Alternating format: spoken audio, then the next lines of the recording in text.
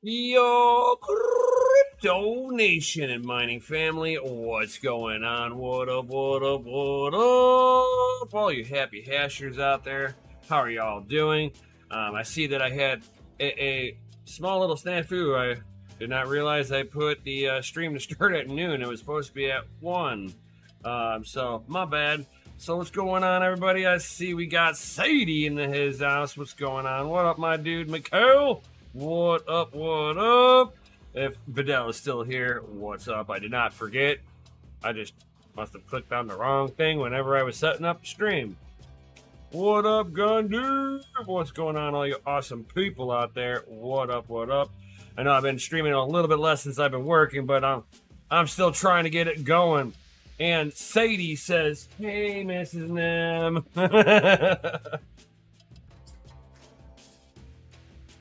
Huh? Been changing the times that they set up. Oh, YouTube's been having issues. What's up, Shay? What up, Crypto Badell? What's up? What's up? What's up? I could have swore I clicked on 1 p.m. And I could be wrong, but otherwise, YouTube might be like, hey, we're going to mess this guy all up. So let's go ahead and dig in. I hope everybody had a wonderful Turkey Day. Many things to be thankful for, So it's like, Shay, it's like 7 p.m. here. And I'm like way late for your time zone. It's supposed to be 1 p.m.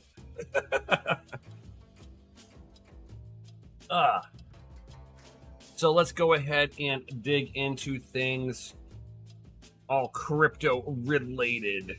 Bam.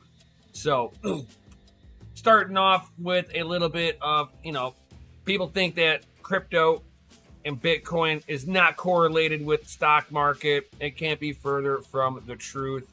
If the entire economy is doing good, Bitcoin usually does not rally hard. If the economy is not doing good, Bitcoin tends to rally hard. Unless there are other contributing factors that will kickstart a bull run. But a declining economy is something that will cause stuff like gold, silver, and Bitcoin to rally in pricing because bad money chases good money, right? So if people are holding on to bad money or bad assets, they're going to get rid of that bad money and bad assets and go into sound money. That's going to be gold, silver, and Bitcoin. Not financial advice, of course, but this is just historically what people have done to mitigate losses due to government fiscal policies being horrible. It's like GPU mining is dead. Gone are the days for even a small return. You can't even cover the power cost. When ETH went proof of shit, it signed its death warrant for GPUs. I can't agree with you in a lot of different ways. And we'll dive into some of that stuff. We'll dive into it. I agree with you to a point. It's like, Shay, my bad, I'll move to the land of the free.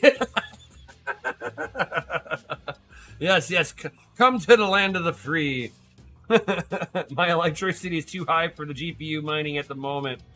37 it's 37, almost 38 cents a kilowatt hour.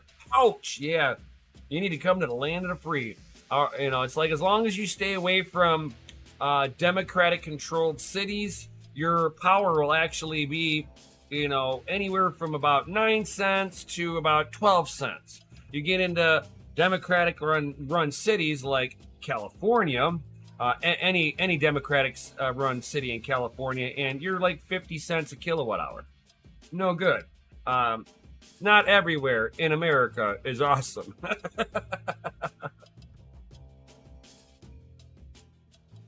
Like you got that 10 cents a kilowatt hour, then still profit. You know it, dude. You know it. What up, Wheeling Crypto? It's like Sadie's like looking over at profitable GPU rigs running. Yeah. What up, dude? What up? What up? Oh, everything was great, Gunny. Hopefully you had a great time with your fam too, and all that good stuff. So S&P 500 kind of trading out sideways. NASDAQ 100, same thing. Dow Jones Industrial Average, that's a huge indice. So you're not going to see big movements in there. The Russell 2000, that's where MicroStrategy is, and ARK Investment. Your two big investing firms that are involved with Bitcoin. This index is doing, to a point, it's almost up 0.75%. For a index market like this, that's actually doing pretty decent.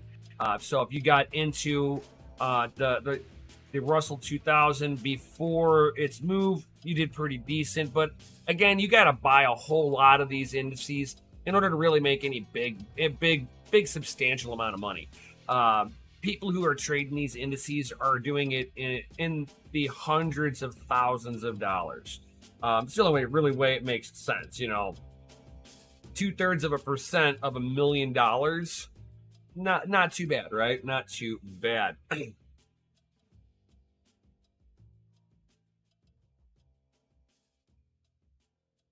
It's like the UK temperature is way too variable. 25 Fahrenheit to 100 Fahrenheit. Yeah. GPU mining in the winter is good for heating the house. Oh yes.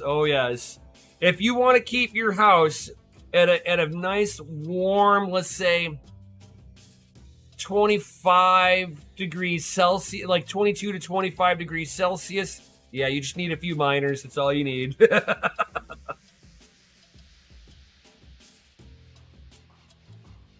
That is it for sure. So the NASDAQ 100, we're not going to see a whole lot going on with that one, and the S&P 500. These are pretty big indices that, again, like I said, you're not going to see a whole lot of big movement. Let's see here. Electronic traded funds. If you guys get into the ETFs, this is basically the Bitcoin ETF variation on the standard traditional market. So this is what the Bitcoin ETF is modeled after. So if you guys want to understand Bitcoin ETFs, first study up traditional stock market ETFs. That'll show you what you're in store for on ETFs, and just know that you're basically gambling on the future price of Bitcoin. That is really all it is. You're just gambling. You're not owning Bitcoin. You're just getting exposure to the pricing of it. To some people, it just kind of mitigates some of the, how can I put it? Some of the risks involved with, just outright buying Bitcoin. But to me, there's really no risk of buying Bitcoin. You buy it, you hold it, wherever the price is, you still have that same amount of Bitcoin. It's not like you're going to get liquidated out of your position by owning Bitcoin, unless you're gambling.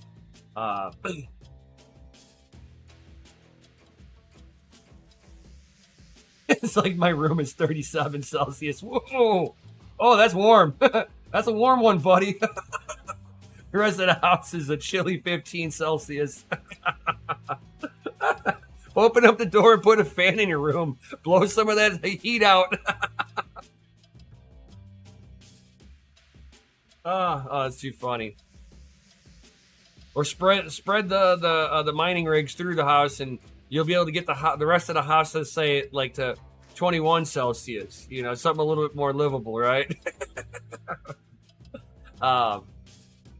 So I mean, with the ETFs, if you want to understand like I said, the Bitcoin ETF, this is where everything is based upon. So do some research into ETF markets, and that'll give you a better idea of what you're getting involved with on the Bitcoin ETFs. Any of the ETFs, you should do your own research on this, guys. This is not something that I really get involved with, just because I know the gambling aspect of that. I would rather take a less risky approach to investing. That's just my way of doing things. You guys can choose your own ways, but this is mine. We're going to be looking at world economies here. The key indicators, the GDP growth versus real GDP growth. And you can tell that the U.S. is not doing good with GDP. We're growing debt faster than we're innovating. So our economy is just kind of taking a crap. I'm just going to say. And that's going to help fuel. This here is going to help fuel the Bitcoin price going up, guys. So if you guys are wondering, hey, where's my good buy-in price? Well, you should be DC dollar cost averaging already. That's just the safest way to investing, period. But looking at how the economy is doubling and, doubling down on how much debt it's creating. And it's creating debt faster than it can create economic growth. So the GDP is going to be a lagging indicator, guys. And when it rolls over, Bitcoin price is going to take off like a banshee. Are we going to see that $10 million Bitcoin? I don't think so in this cycle. I think that we're going to see a pullback before the end of the year, just so that people get a little bit more losses of Bitcoin on this tax season. And then we're going to start the beginning of the year in a bull run cycle. Now, are we going to see another all-time high? That one's hard to predict. Bitcoin is the honey badger, and the honey badger doesn't give no.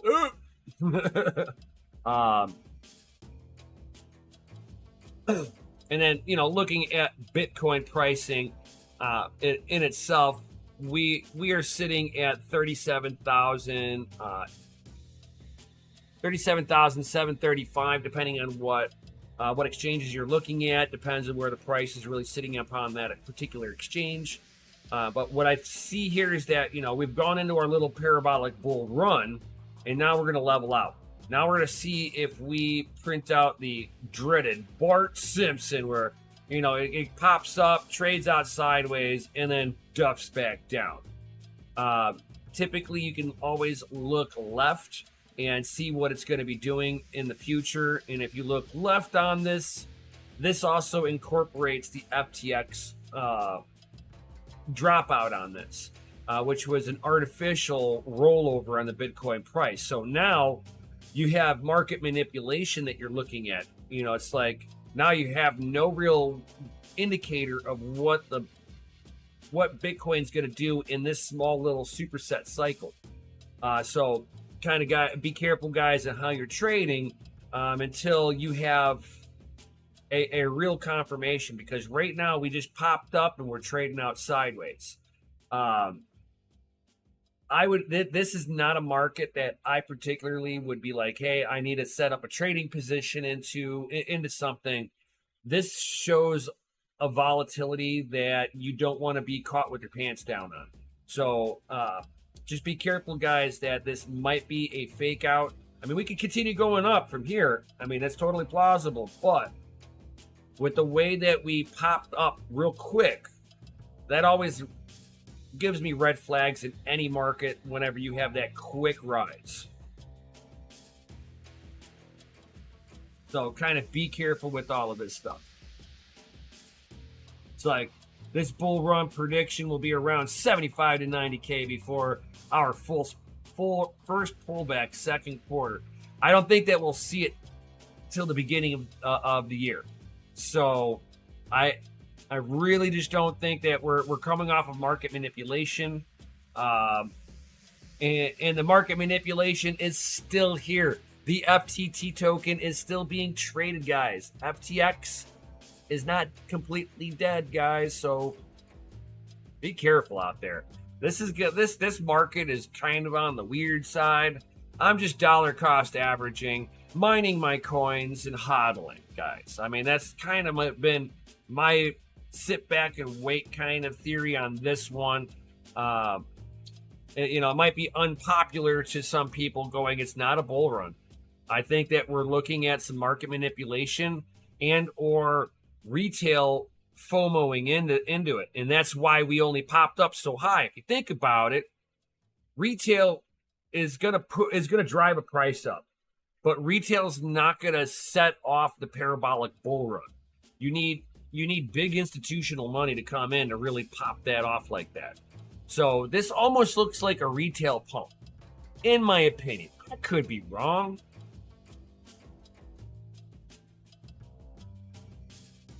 Right? Xmas, blood, and New Year's gains. Gunny's been around for a hot minute. He knows what's up. If you guys are new to this, end of the year, usually people are looking to capture losses. They don't want to see gains at the end of the year. They need to have so many losses to offset their gains so they don't have to pay taxes. So kind of keep that in mind. I wouldn't get too crazily hyped over all of this. Now, does this help out with mining and stuff like that? Oh, hell yeah. Does it help out with the crypto market? Heck yeah. I mean, Bitcoin's now kind of trading out sideways. We're going to be trading out into this channel. We could even be trading out this channel for the rest of the year. Hard to say. We might even see the New Year's crash for the day before the beginning of the year. We see it, the meltdown, and it melts down for a month. Huh? Yeah, and then we have to wait for the Chinese New Year, because that's something that also is a real thing. We usually see a lot of the Chinese market pull out of the crypto market for their Chinese New Year's. So there's a big reason why we typically see at the end of the year a lot of losses. So I'm thinking that we're going to see a lot of the same thing, but I see that it's going to be a positive thing long term, though. That's kind of how I'm looking at it.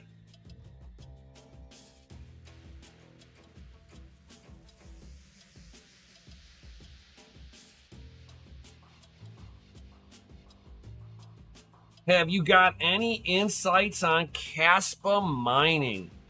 That I'm not touching. Caspa emissions rate on the project itself will run out very quickly. There is too many ASICs being built in a too small of an amount of time. Not a lot being built with the whole Caspa network.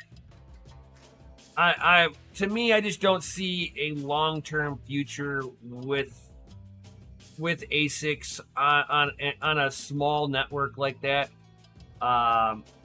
Maybe the ASIC manufacturers know something that I don't, but I think that the ASIC manufacturers are capitalizing on people willing to pay for a product. Does it mean that the project's good? No. Does it mean that the project is a scam? No. There's too much hype for something that really doesn't have a lot being built on it. So long-term mining on Caspa, I'm having my doubts with that. Short-term, sure. If it's like if you've already got the equipment to mine on it, certainly deploy the equipment. But me personally, if I'm going to get involved with something, I want to get involved with something a little bit more long-term than what I see with Caspa.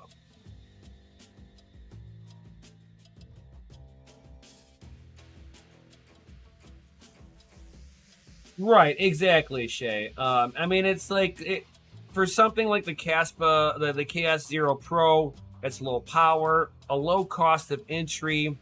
You're really to say that you won't mine back the amount of money that you spent on the unit. Hard to say. I don't see that Caspa is going to die tomorrow. I don't say it's going to die within the next year. It's just that it just doesn't look like it has the legs to really stand on long term. So in the short term, stack sats and hodls. That would be my opinion on it. For somebody who's wanting to get into Caspa mining, I would ask people going, why do you want to support the network?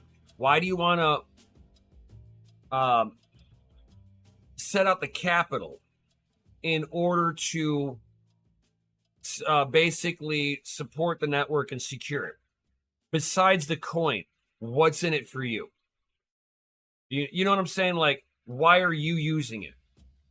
You know, are you actually using Caspa? Are you are you trying to support the development on Caspa? Are you trying to support the devs themselves because you believe in the project that they're doing? You know, it's like, or is it just to mine? Because like, if it's just on the mining side, I have a hard time of just buying dedicated hardware for a project I don't really believe in. So if you believe in Caspa, then by all means, you know, you should be able to support it if you have the capital to do so. But if it's just for, hey, I want to mine it so I can get more Bitcoin, that one's a hard one for me to tell people, yeah, get involved, you know. But, you know, if you like the project and it's cool, by all means, get involved. It's like, I just want the money. See, to me, that I have a hard time getting involved. And Shay, I hope you get your money back for it. You know, at least earning back what you spent. This way, at the worst case scenario, it was you lost nothing in the end, right? As long as you didn't spend money on electric because the miner paid for its electric and paid for you paying for it, then even if you stop, you know, as long as it's a wash, you got experience.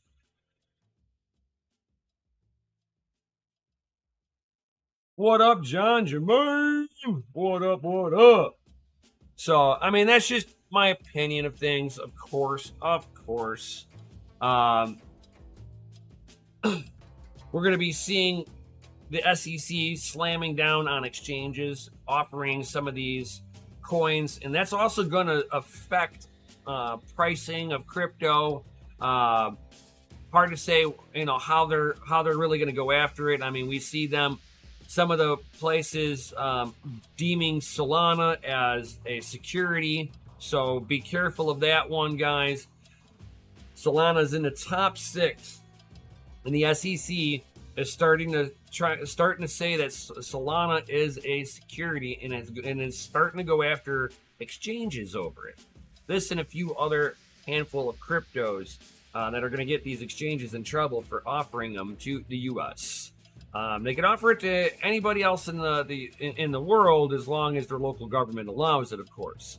But for the United States, a lot of these coins that are, you know, not Bitcoin are securities, and securities can't be sold to U.S. citizens.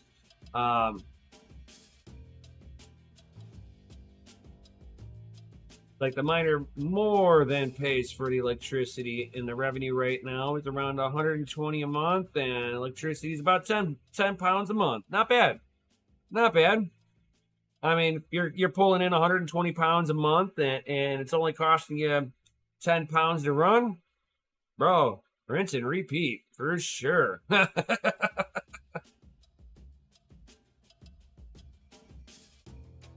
Like, yeah, right, Gundy's like 99% of cryptos will be banned in the U.S. in his opinion. Dun dun dun. So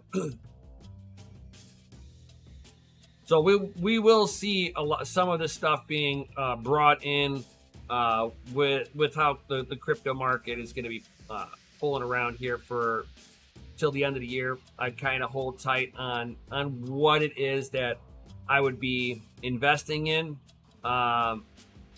Just because we're coming into price volatility season, so you might buy it today and the price bottoms out and you're like, damn it. So don't FOMO into anything, guys. Don't think you're missing out on any gravy trains. I personally stay away from, you know, dedicated hardware for mining wise, unless it's Bitcoin. Outside of that, you know, it's like, do I have other ASICs? Yes, I have an Antminer E3 that, you know, used to be able to mine Ethereum, but is now programmed for Ethereum Classic. Am I running it? No. Is it profitable? Hell no. there's not everything is out there that is profitable to run. I'll tell you what, my CPUs are damn profitable right now. My CPUs are actually pulling its weight and some. And I've been mining on Monero Ocean. No plug or affiliation to them, but that's where I've been mining to, and been doing pretty decent, I have to say.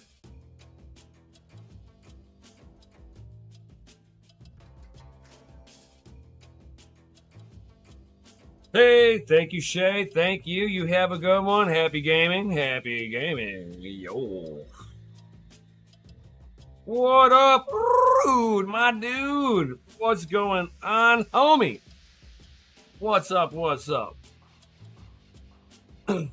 So, with all of that being said, you know, it's like, would I be mining right now on GPUs? You know, it's like, is that even worth it right now, right? Now, whenever I first turned this on, guys, it's hashrate.no. A 4090 was making over $2. 2 hours later, the price is already dropping down. And this is on a 4090. You're making $1.61. And then it quickly drops from there.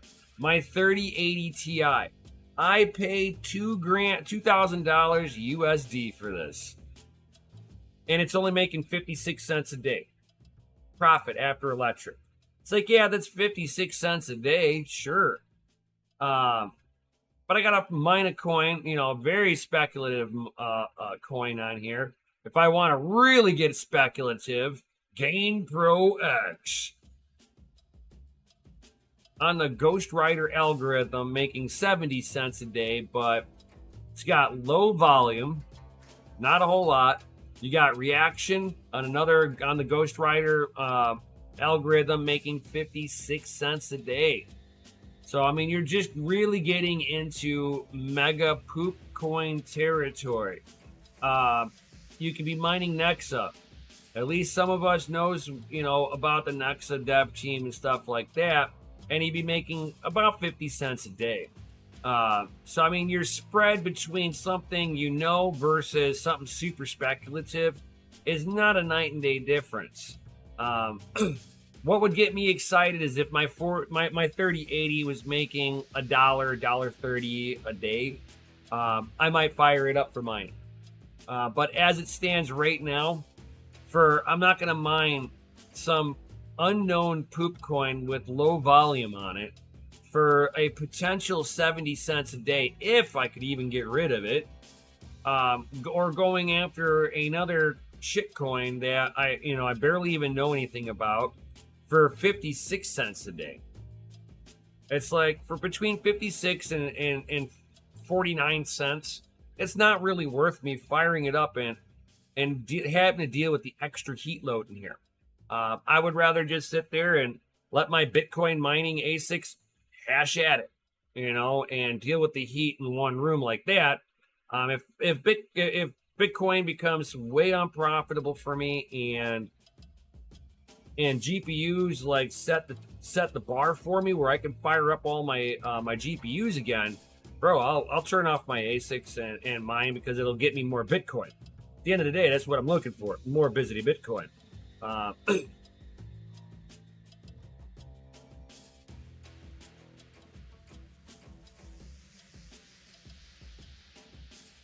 It's like, is there any outs? Is there anywhere to get rid of that poop coin here? Let's see here.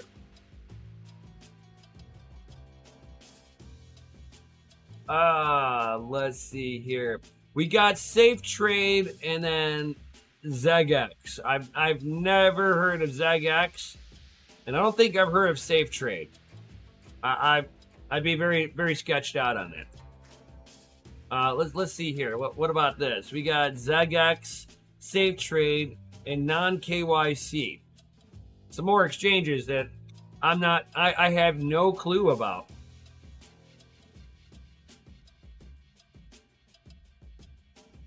More exchanges I know nothing about. Let's see here. Next up. CoinX, Trade Ogre. Hey, we got one that I know of. Trade Ogre. BIMX, another one. So we got BIMX and Trade Ogre for Nexa. You know, at least I've got a place where I can trust offloading some of my coins to, because I've used them in the past. No shill for any of these exchanges. Anytime you bring your coins to an exchange, you run the risk of not ever getting it back. I don't care what exchange it is. Use exchanges at your own risk. I know, right? It's some of the stuff people don't care. They're like, yeah, let me just mine that, and I'll worry about trying to offload it later. And by the time they can offload it, they've already lost their money. Yep, exactly, Gandhi. Not always worth the headaches. As I say, pick and choose your battles. Pick and choose your battles. You got a 3080. You know, it's like, you want to make 35 cents. Is it worth the extra wear and tear on your hardware for 35 cents a day? If it was $1 or more a day, I might fire these back up. But for 35 cents, it's not worth putting the extra wear and tear on the fans. It's not. Absolutely not. And that's at 11 cents per kilowatt hour. You know, it's like, to me, I'm going to be holding tight. I'm not doing anything. I know a bunch of people that are now firing up rigs. I know a few YouTubers that are firing up some extra rigs because it's a little bit more profitable today.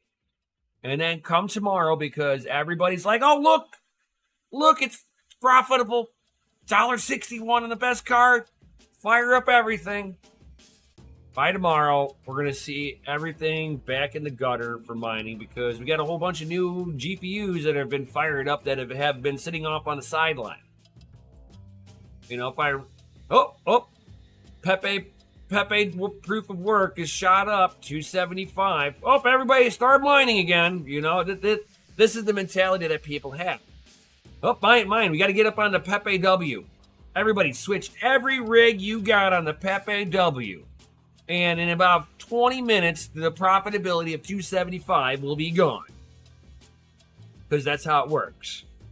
Because if I can see this, you can see this, so can everyone else. This is not a special website that only we can use.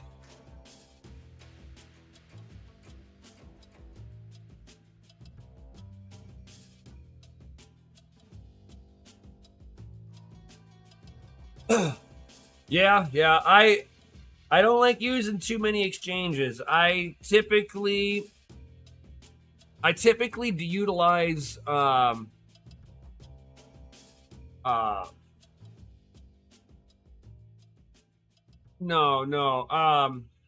places where I can sit there and anonymously wash my coins, you know. This way I'm not worrying about, you know, tracked coins. So, you know, it's like you put them through mixers or something like that. Or use a Wasabi wallet, and you can sit there and wash your coins. But that's about as far as that I really go. I haven't done any like active day trading or long-term trading since I really got involved with Bitcoin. And kind of turned into more of a Bitcoin maximalist. I've kind of stopped playing with the altcoins themselves. The only thing I do with the altcoins is I'll mine them and trade them right into Bitcoin, and, you know, brain off situation, nice and easy. But whenever you're sitting here going, okay, you got GPUs already running, and you've got a 4090, of course, it makes sense to bring it over to Pepe Proof of Work. Now, you click on that, though. What's the next profitable thing? You're going to be looking at Nexa as the most profitable thing.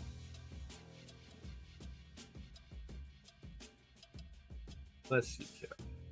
You know, so You're gonna be looking at 275 in profits, 40.80, 93 cents for Nexa, $1.70 for Pepe proof of work.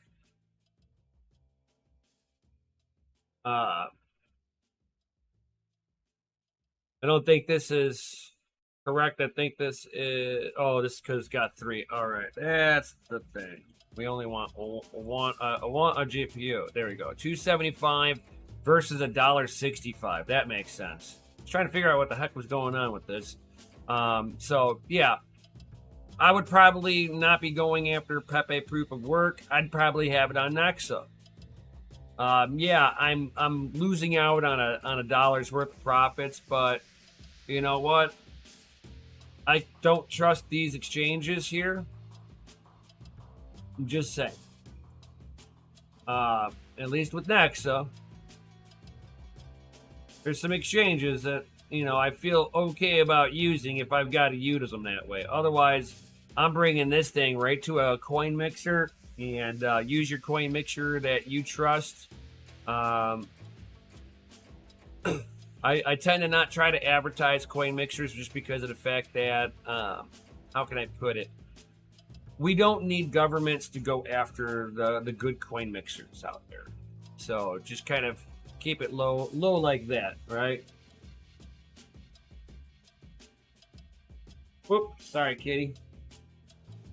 I itched my foot and I touched the kitty. Right now I'm in trouble. She's gonna be like, "Oh, you touched me." See, cuteness.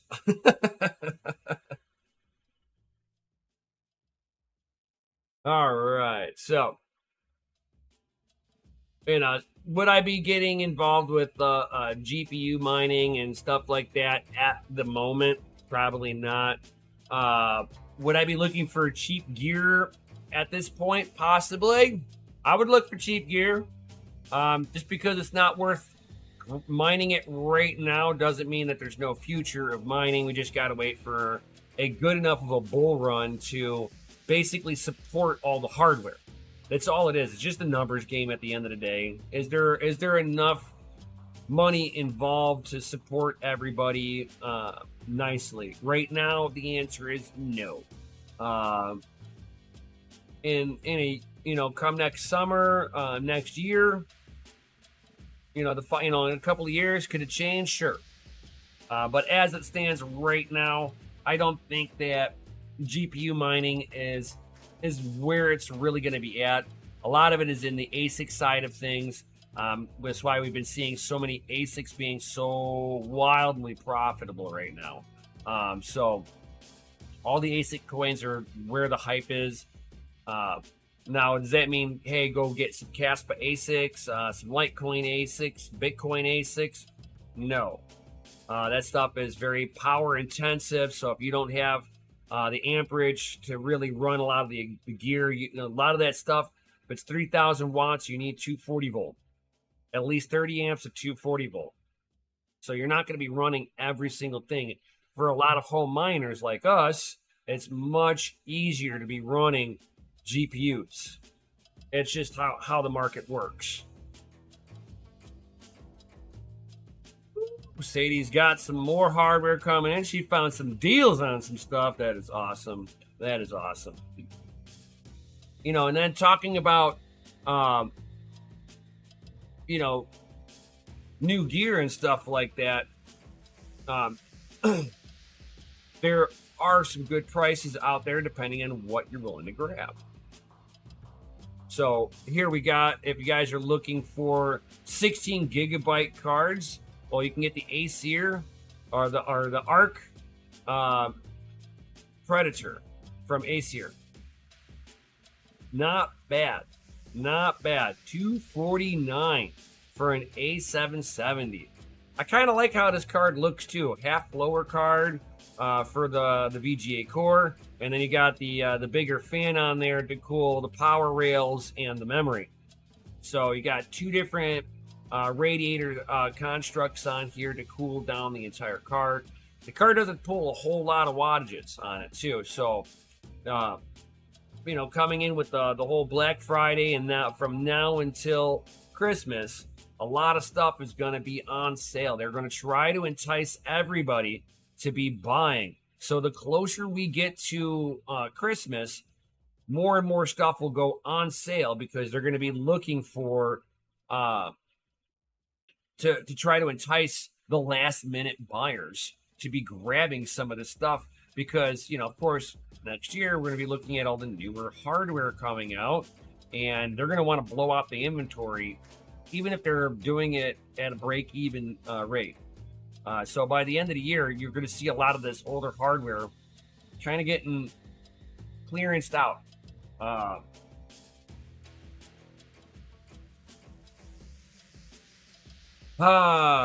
Gold Shell. I don't like Gold Shell Company.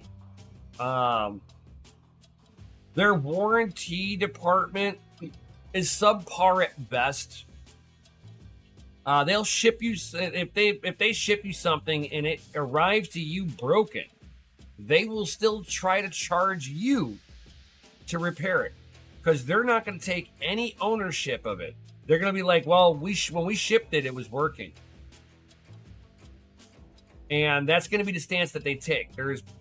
And they're going to expect you to pay to ship a broken hash board to them.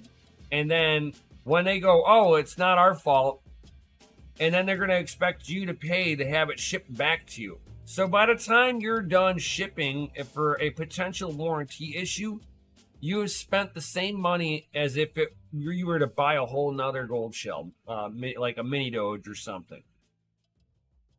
Outside of that, I have 2 of the mini Doges, full transparency.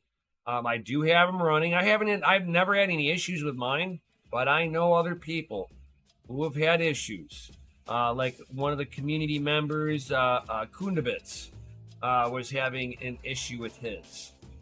So kind of keep that in mind, guys, that it's not always about the hash rate. Sometimes it's about the warranty experience that's afterwards. So that's my rant on them. Their gear, while working, is good. Is it the most power efficient? No. I'll tell you that right now. A mini Doge versus an L3++. L3++ is more efficient. If you're looking at like Gold Shell's big Doge miner, again, the L7++, much better buy. So they're easier to get their hands on, but it's not the most efficient. So that's kind of my thought on them. But it doesn't mean that I'm not running mine. So full transparency on that, okay?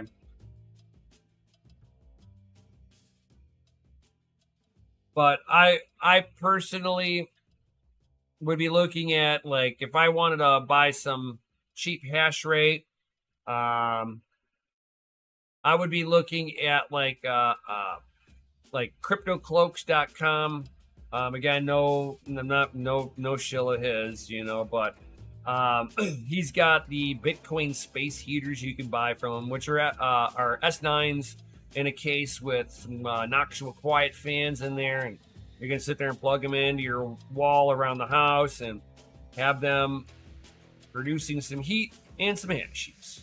That would probably be where I would be looking at if I was willing to grab an ASIC that I knew was basically going to be mining at a bit of a loss. I'd be supporting Bitcoin. That's me. But everybody's going to do their own thing. I already know that. And there has been deals, like I said. So these were the Black Friday deals. I'm sure we're going to see some Cyber Monday deals. We are not done with the whole Thanksgiving. It's the only real American holiday every year is we celebrate with consumerism. That is Black Friday and Cyber Monday. The only 2 holidays that America's corporate people really care about. But we are seeing decent prices coming out. A 3060 going for $250. A 4060 Ti going for $330. That's not bad. A 4070 going for $515. That's really not bad. I mean, considering that I was picking up 1070s and 1070 Ti's for $400.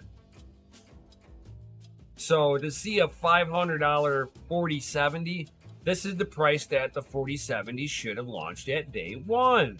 I know. It's weird that we have to say stuff like that because it'll never happen. They're going to try to milk out all the suckers in the beginning, and they will drop the price down incrementally to try to entice people. Oh, you didn't want to buy it at $600? How about $500? Oh, you bought it at $500. Nice. Well, they've been selling those cards from $800 down. You know what I'm saying? So kind of keep that in mind whenever you're looking at brand new hardware. Do you need to be the new kid on the block with the fancy new car? Or do you want to wait a little bit and buy that fancy new car for half the price that your sucker neighbor bought it for? That's just me. So, 6800s going for $370, 6700 XTs for $300. These are phenomenal deals on cards, guys. I mean, considering that we were all buying GPUs during the height of the GPU desert, where we were happy to pay $1,200 for a 3070. You know what I'm saying? So I mean, in retrospect, we're getting it a lot cheaper, but it's like for what you're really getting out of some of these cards now, like the 40 series cards from NVIDIA, where you're not getting much of a hardware improvement. They've just improved in software. So you're getting an artificial bump in performance. 4070, this 40 series, I'd be skipping. 50 series, I bet you they're going to have better hardware with the same software implementation. And we've already been seeing there is already rumors of that 50 series, guys. We already have the rumors. Ugh. So RTX 50s with DisplayPort 2.1. That I'm kind of excited for. Better screen resolution. We'll be able to push the frame densities, the frame refresh up a lot higher on DisplayPort without sacrificing any image quality. I'm actually excited over this. It will be using PCIe Gen 5 connections on there. Now, there's not too many boards out there that can do this, and NVIDIA is not the first one. More Threads, S80 GPUs, were the first ones to come out with Gen 5 connections. So now NVIDIA is now going to be pulling it out. They're going to need that in order to get the frame rate up while using RTX. Having all the ray tracing. It's not enough to have all the PCIe lanes you need. You need them to be as fast as humanly possible. That's why GPUs for gaming, you want to have that GPU as close to the CPU as humanly possible. You want that throughput to be, the latency to be next to nothing. It's the same thing why AMD was trying to do HBM memory for the Vega lineup, because they were sitting the memory on the same circuit as the VGA core and got the memory as close as humanly possible without touching to have the fastest throughput through memory. That's what made them a Ethereum and Ethereum Classic mining monster. Was that latency was cut down to next to nothing compared to standard GPUs with GDDR whatever memory that's on the circuit board for the VGA core itself. They're trying to put that as close as they can too, but your limitation is really you're going to be your lag between the time it takes for the memory to communicate with the VGA core and the speed of all of the VGA cores are only as fast as the slowest memory module to communicate with the VGA core. So if you've got a subpar memory module, all the rest of them might be better, but they're going to communicate at the same speed.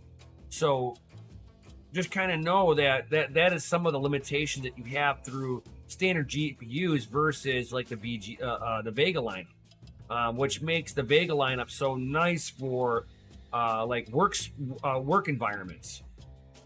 Same thing with whenever you're looking at a lot of your data centers. A lot of those data centers are utilizing HBM2 or the new standard of the HBM3 if they're able to afford that, and that's where they're able to get good AI development and just good software to be able to run at the fastest speeds possible.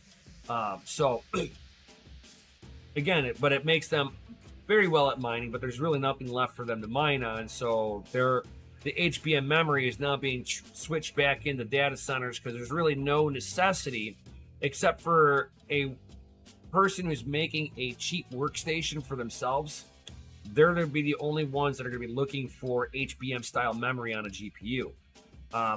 For us miners, we can care less about it. We just want the most efficient hardware to be able to run. And I think that with the NVIDIA 50 series, we're going to see some of that efficiencies come back in. Just like the 20 series brought in new technology, but it was wildly inefficient. 30 series, they fixed all the hardware issues. I think the 50 series is going to be the same thing. Hopefully, we get more than what they did with the 40 series, where we get slower communication on memory and rectification in software. Hopefully, we get faster communication between the VGA core and the memory, and be able to actually take advantage of the VGA cores themselves.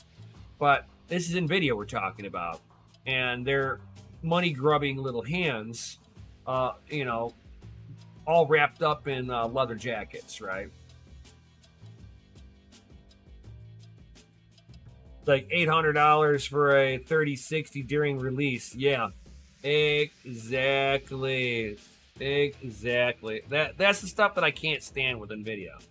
They're gonna be like, oh, we got this new thing. It's this much money, and more than 50% of the people are like, nah. You get like that small little percentage, maybe 10% of the market goes, yeah, I gotta have it. It's brand new or nothing. And then everybody else just kind of falls into, I'm not gonna pay more than X. The longer you hold off on it, the better your pricing is, the better your point of entry is, and mining on it ain't so bad because you're not spending $2,000 on a card that's only making 35 cents a day. I'm not putting wear and tear on a $2,000 card for 35 cents a day. If I was paying $200 and I was making 35 cents a day, not bad.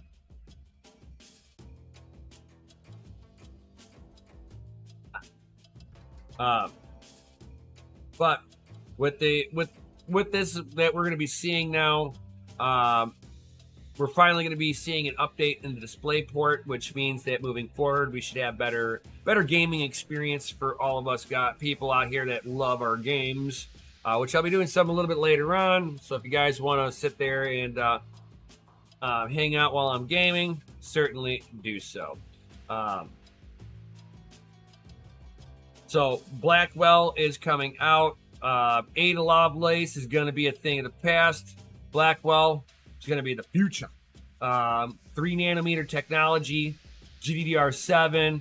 I don't think they're all going to be getting released with a 384-bit bus. We'll have HDMI 2.1 and DisplayPort 2.1. So I like that. PCIe 5, Gen 5.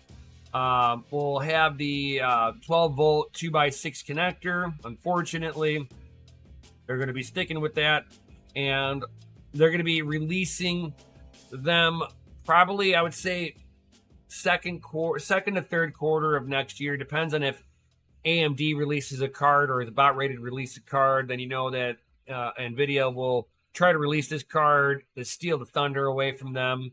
But it won't be their full lineup because NVIDIA can't release a full product lineup. They have to incrementally release it upon whatever AMD does, and then they just make theirs just slightly better than AMD, which is kind of funny, but whatever. It just sucks that it doesn't give us, the consumers, any real value. But it's not like NVIDIA really cares about us gamers. Their money is truly made in the data centers. They make more money selling it to commercial places. So that's where their focus is going to be. Gamers are a secondary thing, just like it was during the mining market. Gamers were a secondary thing. They were trying to push all the GPUs out to all the mining facilities that were willing to buy them by the truckload. Just keep that in mind. The NVIDIA was selling it directly to the mining facilities, and then us at-home miners and gamers had to fend for ourselves for what little inventory was left. On top of NVIDIA holding back inventory out to the public to artificially increase pricing.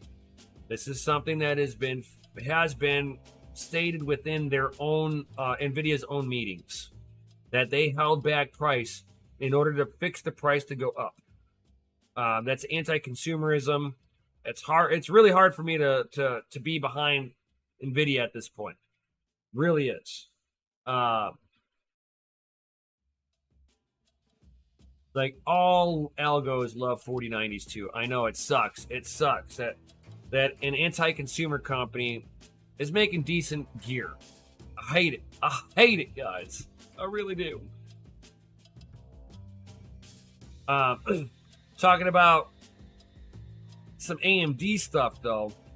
They're like, some of their AIB partners aren't any better. So the Vastamore RX 770 XT alloy without the Pro in one fan. So it's a non-Pro, smaller GPU, and it's about $7 less. So you might as well just buy the Pro variant with 3 fans in there for $7 extra bucks. I don't see how the card having less features on there is worth only $7 less than the triple fan variant. Might as well just get the triple fan variant and get a better overall card. I do like their fan setup on this, guys. I'm not gonna lie. They've got LEDs in the fan blades themselves to make the ring lighting like that. So pretty cool. Am I gonna go out of my way to go grab one of these? Probably not. I would probably grab that A770 from Acer, the Predator, just because that one looks pretty cool too. And I've been wanting to test out on one of the higher end models of the ARC lineup, and that kind of tickles my fancy a little bit.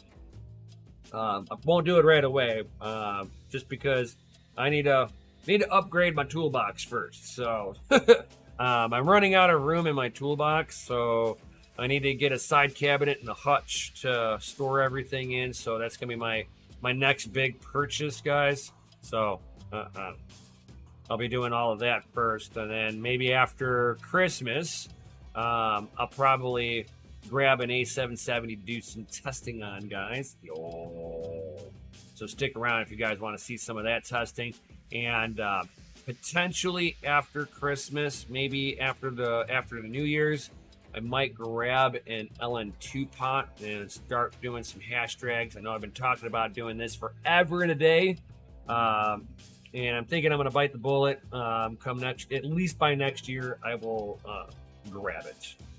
This way I can do some single GPU testing. It's not practical, but it is fun. Thumbs up for that. Smash that Lizzie like button for that hash drags. Yo. Just saying, guys. And if you want confirmation that we're getting new CPUs, guys, here we go. Anytime that you see the new APUs, you can already guarantee you we're going to be seeing the next series, the 8000 series next year of Ryzen's. So we will be seeing the 8000 APUs, AMD Hawk Point. 8000 APUs are named. Yo. So we just got out. They just released all the Phoenix stuff, and now we're going to be seeing Hawk. So that's where we're going to be sitting at with the next nomenclature. So we're going to be seeing Hawk Point and Phoenix series, and sometime next year we should see the new 8000 series. This will help them stay competitive with Intel, so that will be awesome. And I'm going to be curious. I'm kind of wanting to grab one, not the APU variation, but whenever they come out with the desktop variation, I'm thinking about grabbing one of these and testing it out on some mining, get some mining numbers on some of this stuff, because you guys know I do like CPU mining, and it's kind of lucrative right about now. So just saying. Not telling you to go grab CPU miners right now, but man, my 5950Xs are doing pretty stellar right now. Just saying. But there was a leak featuring the flagship Ryzen 8000 APU for the laptops. The leak did not disclose names of processor. However, it is possible to make guesses about AMD's plans for the grand unveiling next year. So, I mean, that's pretty much what that is. It's just going to be next year's product. We always see rumors and leaks coming out right around now for the next generation stuff. It helps people stay hyped up about the brand, right? Intel does it, so AMD does it, Intel does it, just so that, you know, they keep a lot of buzz around their product branding. NVIDIA likes to be a little bit more tight-lipped about things, but even their stuff gets leaked out, and sometimes it almost looks like they leak it out themselves. But there are Kopi, who is very well known for leaking a lot of the stuff from all the manufacturers out there. Not sure how he gets his information, but great that we have somebody out there that is able to get this information early. This way we can be, you know, have a heads up. And it gets me to looking at like whenever AMD, Intel, or NVIDIA starts requesting patents, because patents are always the sign of the next gen chips coming out. And there's been a lot of patents, but all the manufacturers pull patents like way early. So until they start getting closer to in a physical announcement, that's when we start seeing the nomenclatures coming out, all the numbering for all the CPUs and the VGA cores and all that good stuff. So this is just the very beginning of it. We'll get more information more than likely next year with the Ryzen 8000 series.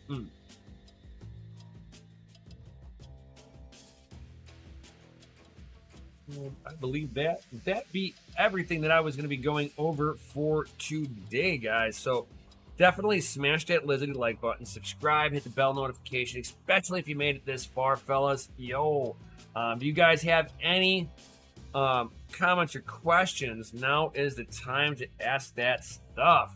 And thank you everybody for being here, all that good stuff.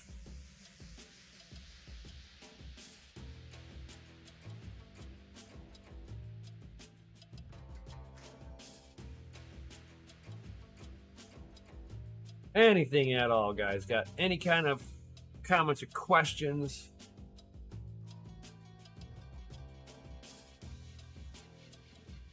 For sure. If not, do what Sadie just did. Drop those FAs in the Chizity chat.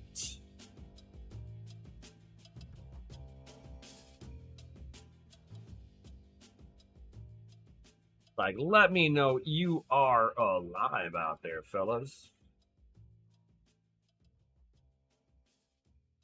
Because you guys are rated F for freaking awesome. Yo.